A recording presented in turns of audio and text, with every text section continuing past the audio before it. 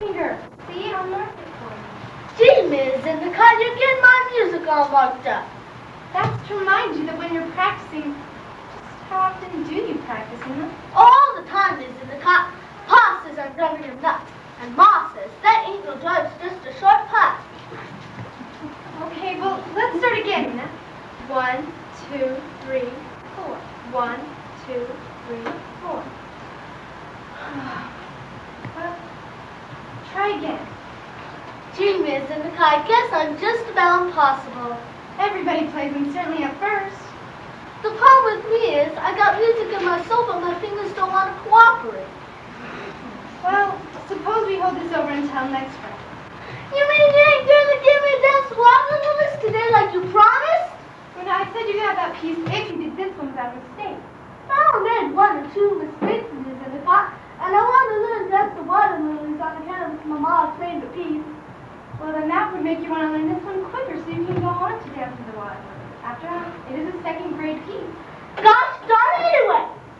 Now, Una, temper. I won't learn a piece. I won't. I'll stop taking piano lessons. That's what I'll do. I'll give up my career.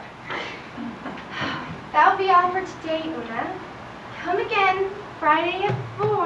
I've got good mind not to come. Then maybe you'd appreciate me taking 2 lessons a week. Oh, Una, you know I appreciate your lessons. Sure, in a funny way. Here's your money.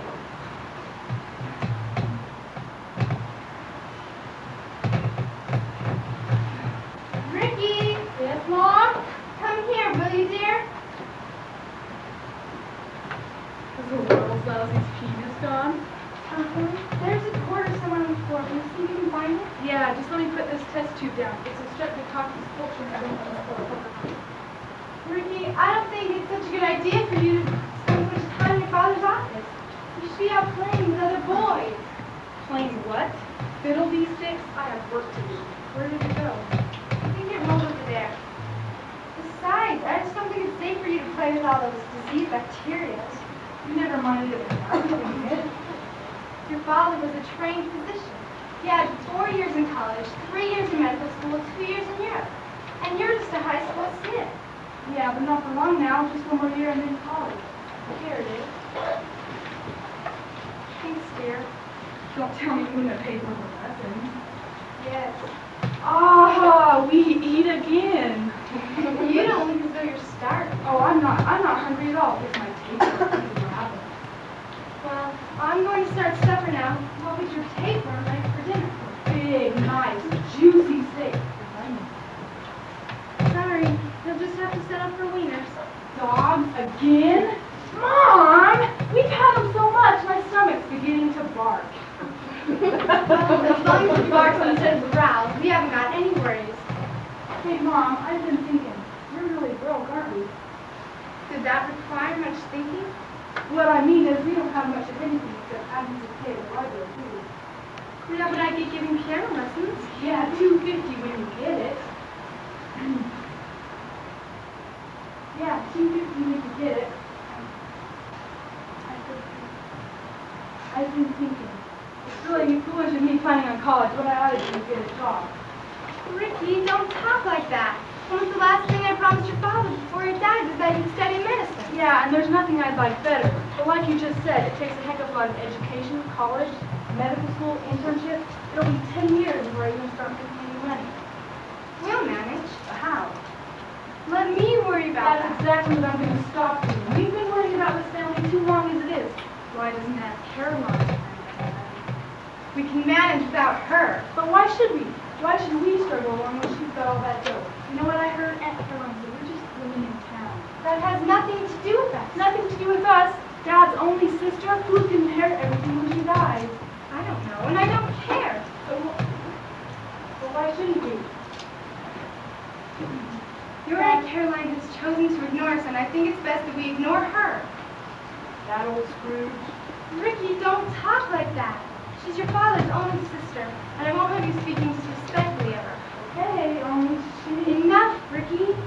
You'll go to college, never fear, without asking any favors of her. I've got work to do. Call me when you're ready.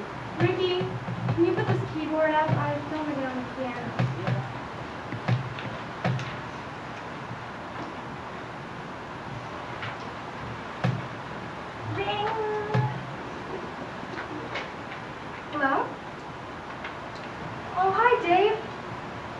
You asked her to marry you? And she said no? Okay, I'll have a talk with her. Okay, goodbye, Dave. What did Dave want? I'll tell you, but let's sit down. Some mystery or something? The mystery is why you never told me Dave asked you to marry him. Did Dave tell you? Of course he told me. He also said that you refused. Well, You're in love with David, aren't you? no. I know you are. How? I'm not a baby. I was young myself once, and in love. I can't marry Dave, and that's all there is to it. I don't like his calling here whining to you. Why? He's not that kind of boy. He's just trying to understand, just like I am. And what is there to understand? He asked me, and I said no. After all, I am way over 21, and I can make up my own mind. You might at least have told me that he asked you. What difference does it make, as long as I refused? Is it because of money, I guess? Well, $22.50 a week isn't any pricely sum. Your father and I managed on less. That was for two. There happens to be more than that in this family. What do you mean? Suppose I were to marry Dave. What do the rest of you do? Starve? We'll get along somehow. You must know better than fear. All right, how? I can take more lessons. Me too. I'll find more pupils. You've been taking in pupils ever since Father died. 7 years, and you have about a dozen at $2.50 a piece. That's a magnificent income. $25. Yes, you'll manage. Agnes, you mustn't let that interfere with your future happiness. So what if I'm an old maid? I wouldn't be the first. After all, I am way over 21, and I don't care if I'm an old maid. So can you just marry Dave and keep your job? I can't. I couldn't do it. I couldn't ask it of Dave. Every man when he marries has the right to his own home. Nothing I can say will change it. I'm afraid not. Maybe I could go to Caroline. Mother, you wouldn't. She might be made to understand. She has all that money. It'll be yours someday. Not necessarily. She could give it to charity. No, as I understand it, your grandfather's will said that upon her death, everything was to go to you children.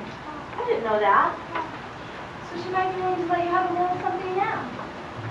Richard can go to college and you can marry Dave. I wouldn't ask Aunt Caroline for a cent. I will. Mother, don't. That money is as much as yours as it is hers. And I'm not going to cheat you out of it. What do you mean, cheat us out of it? The reason your grandfather would have nothing to do with us, the reason he left everything to Caroline, because he didn't approve of your father's marrying me. Oh, Mother, I didn't know that. Well, I was poor, and my father was a mill worker. The Endicotts were the richest people in town. Naturally, they expected great things of their only son, and he threw himself away on me. Oh, Mother. Richard didn't care. He was only interested in his medicine. I didn't care either then. But now when it's spoiling your happiness, I do care, and I'm going to do something about it. But what? You'll see.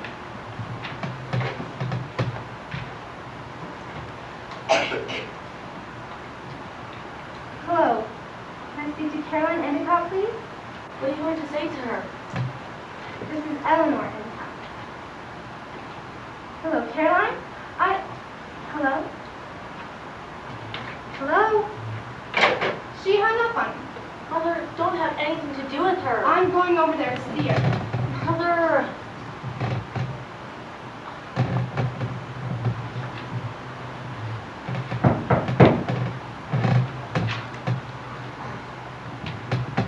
Hello?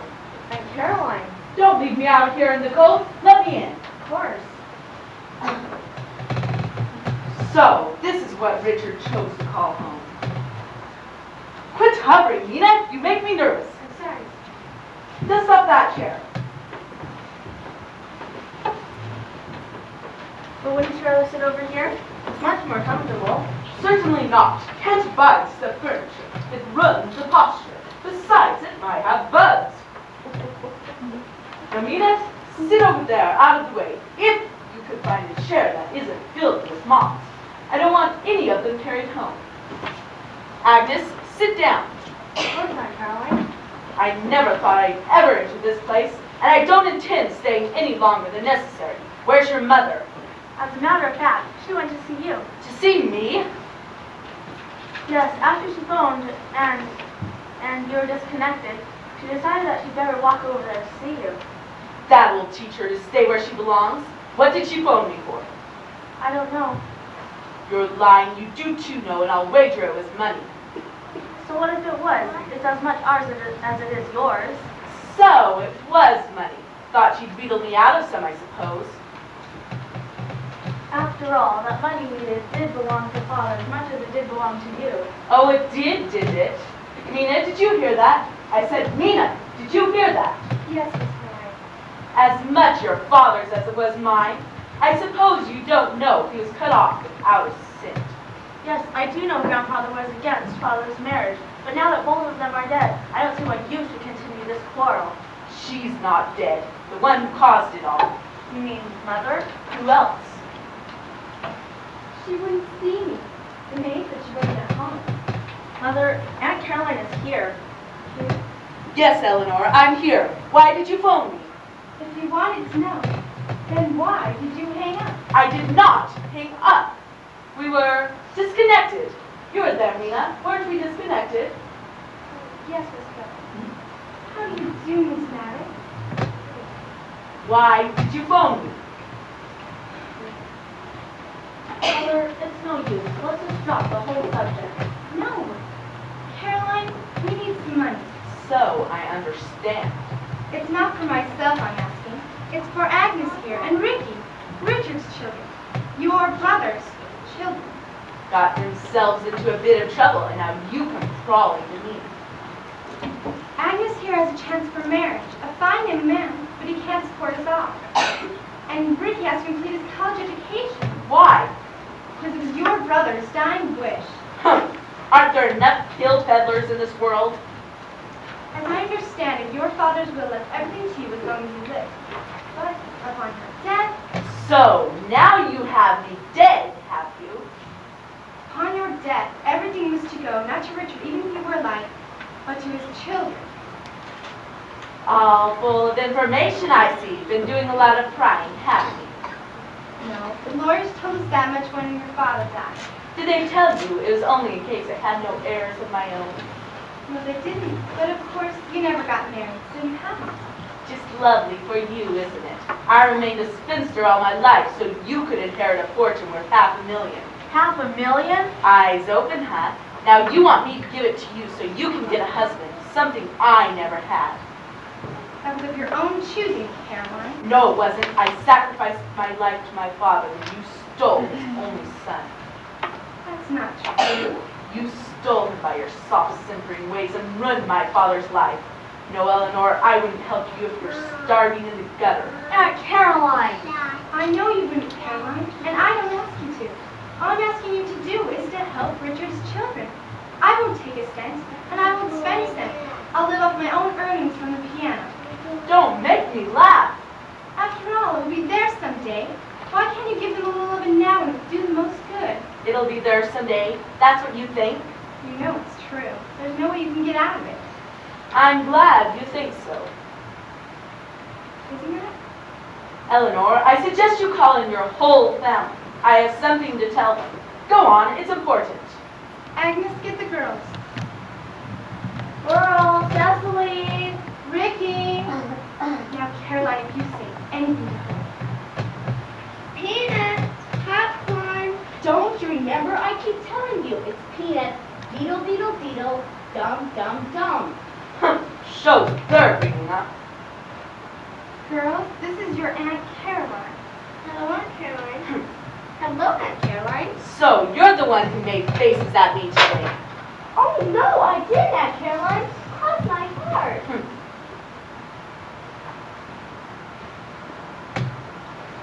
Would you like a cup of tea, Aunt Caroline? Certainly not. Yes, I will too. You tore me away from mine. Mina, fix me a cup. You know how I like it.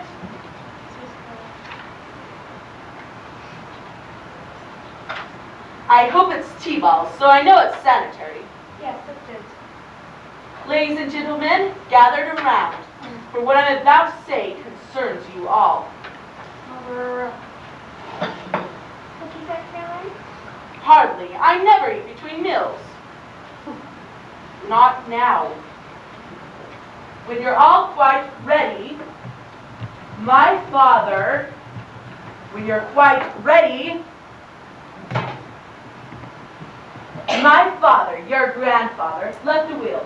In this will, he left his entire estate to me, with the proviso that upon my death, it would pass to Richard Endicott's children if I had no issue of my own. That estate today, through my careful management, is worth roundly $600,000. Yes, whistle for it, for that's all you ever will do, for your benefit, my dear nieces and nephews, and hangers-on. First thing tomorrow morning, I am going to the county courthouse. There I will file papers for adoption for a child of my own, a legal heir of my own. Caroline, you couldn't be that cruel. Cruel? Taking something from your own flesh and blood and giving it to some child you don't even love? Oh, but I do love this child very, very much. She's the only one who's ever been kind to me, who's had the slightest interest in my welfare, who laughs at my little jokes. For you see, the child I intend adopting, the child who will inherit my entire estate, is none other than Miss Mina Mavett. Me? Yes, Mina, dear, you. Caroline, how could you do such a thing? You know, Eleanor, I really enjoyed it. I'll take my cup of tea now, Mina. Surprise. Yes, Miss Caroline. I suppose now that completely spoils your little plan of getting money from me early. That is something you'd have to take up with little Miss Mavett. Caroline, I wish you'd leave. Certainly, when I've finished my tea. Let me explain this. I knew nothing of this. That's all right, Miss Mavett. We don't blame it on you. Mina, help me! What is it? I'm ill. Something in that cheek. Miss Caroline! I'm dying. I am. Oh. Quick! Somebody! Call a doctor! It's too late. She's dead. Dead?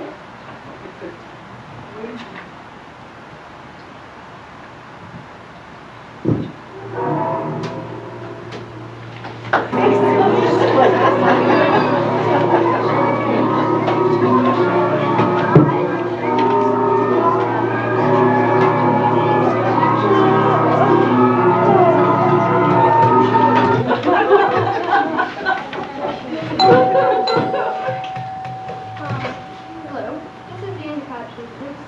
No one's home right now. They're all at the funeral. Who's calling, please? Oh, this is Lieutenant Clayton at the police department. No charges for me, yet.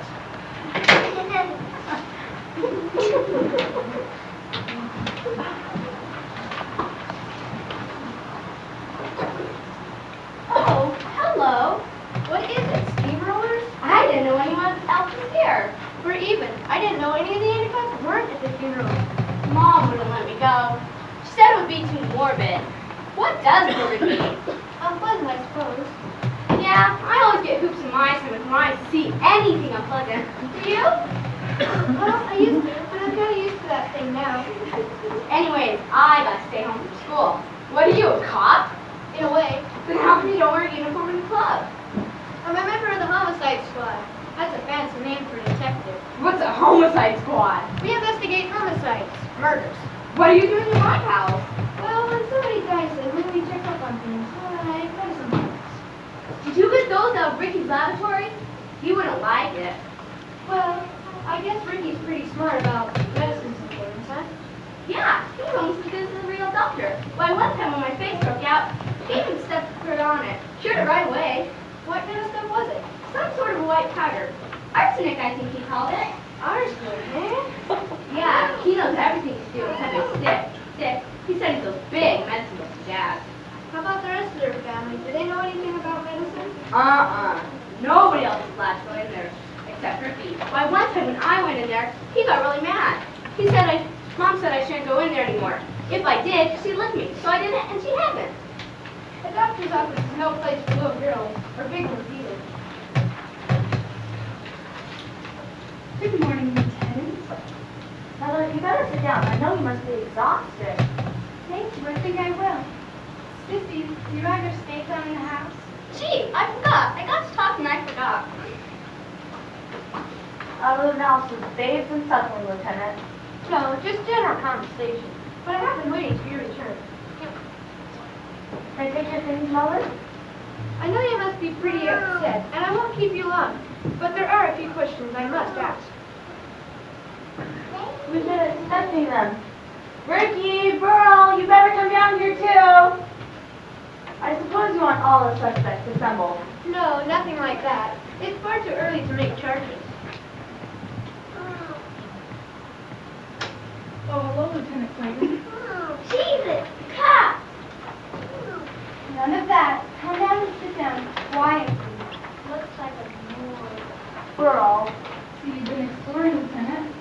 Yes, I'm taking these down to the coroner's office for a full analysis. When you did that, I can tell you what they are.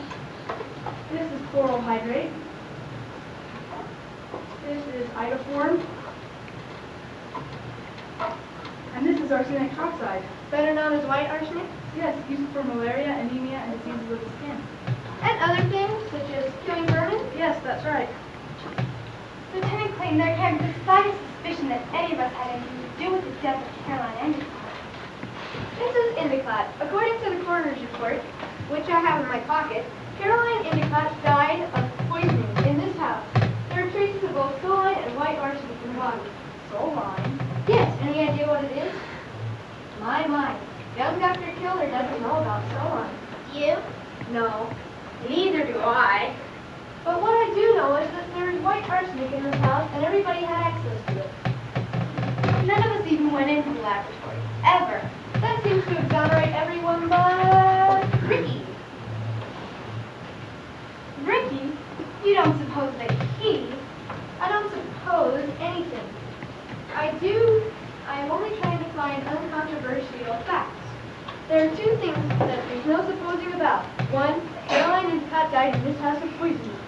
Two, there is white arsenic in this house. There's no cause for sarcasm, Lieutenant. It's only natural, your attitude. A mother hen protecting her chicks. It's nothing like that. You don't know them like I do. I know what's in their minds and in their hearts. And I know none of them would even do so much as harm a spider. Well, you see, it seems that you have the advantage. I don't know them. So I have to ask questions. Yeah, he has to ask questions and absolve for innocent blood killing. That's the attitude I like to have. You know what I think? Yes, Sissy, what do you think? I think Miss Mavitt did it. Miss Rabbit, Miss Caroline's personal secretary. Yeah, she's the most innocent of us all. The timid little person who wouldn't hurt a fly. But it turns out, in the end, she's a big, bloodthirsty vampire in disguise. That's a very good way of finding suspects in the movies, I grant. But this is a real, genuine, original crime. Not even a reasonable facsimile? Pearl? More often than not, in life, it's not the most timid person. It's the most obvious suspect. Who in this case would be... Mrs. Endicott. My mother. Why not? Well, what possible reasons could she have? That's ridiculous. That's what I want you to tell me. We'll tell you nothing. Lieutenant, if you honestly think that one of us is responsible for Aunt Caroline's death, then I demand that we consult a lawyer. There's no need for a lawyer yet. All I need is a little cooperation, just a little. Even as much as Sissy offered just now. She had an idea. Perhaps one of you has a better one. Sissy, go get the door. Mind if I look something up in the encyclopedia? Of course, I'm interested in Soline myself. It's Miss Mavitt. Good morning, Lieutenant. I found the message when I returned. Mrs. Endicott, I took the liberty of inviting Miss Mavitt over. There's a few questions I'd like to go over in her presence. If you don't mind, Lieutenant, I'm all packed for WC. I'd like very much to catch 12:30 train.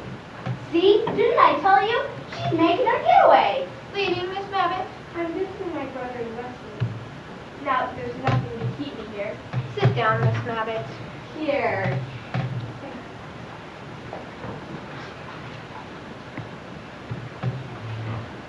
You were Miss Mavitt's personal secretary.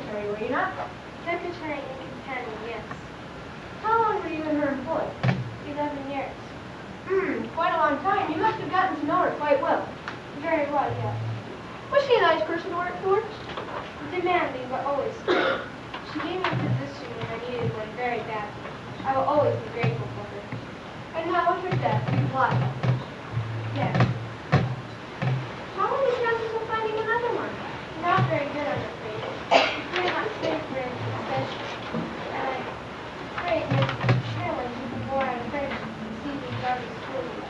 So you gained nothing by her death? I've lost everything. What do you mean by that? Didn't I tell you? Tell me what. That it's no use now, Lieutenant. Come on, Miss Violet.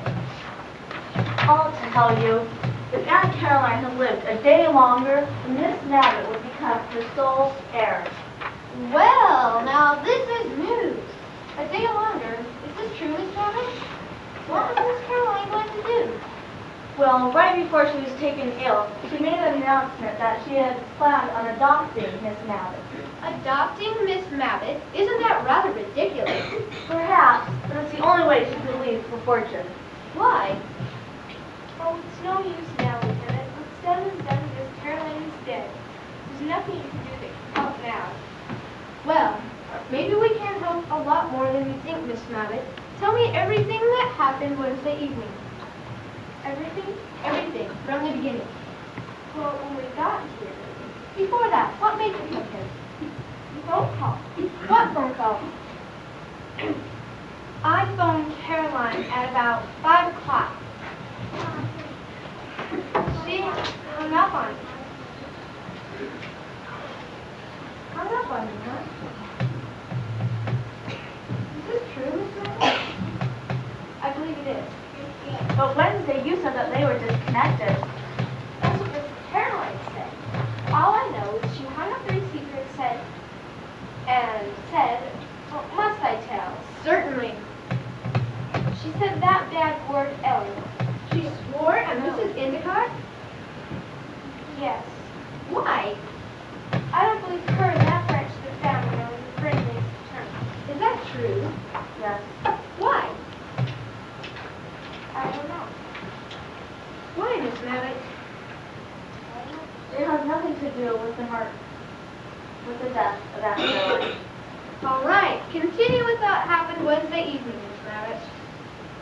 Well, after she'd spoken that way about Miss Eleanor, she said, I wonder what that whining fool wants. Money, I want. Well, I'll soon settle her hash. Grab your coat, Miss Mabbitt. We're going over there. And then we drove over here. Go on. Lieutenant, don't you think that we're capable of telling this story? After all, we were present. Miss Mabbitt wants to leave, and it's important to have her story before she goes. Well, when we got here, Miss Eleanor asked for some money. She said it wasn't for herself, it was for the children, and that they had a right to it. As according to their grandfather's will, they inherit the entire fortune on Miss Caroline's death. You knew that, eh? Yes. She never so much as hinted to you before that she had intended on making you her heir? Never the slightest inkling. Then what happened? Well, when she said she was going down to the county courthouse and going to adopt the child the next day, and making me eat, I got so surprised I spilt my tea. I see. You've told me everything that happened. Yes. Then I get the picture. If Miss Caroline Endicott had lived one day longer, had lived until today, you would have her entire estate, and the Endicott family would have nothing. But as it is today, you have nothing, and the Endicott family has the entire estate.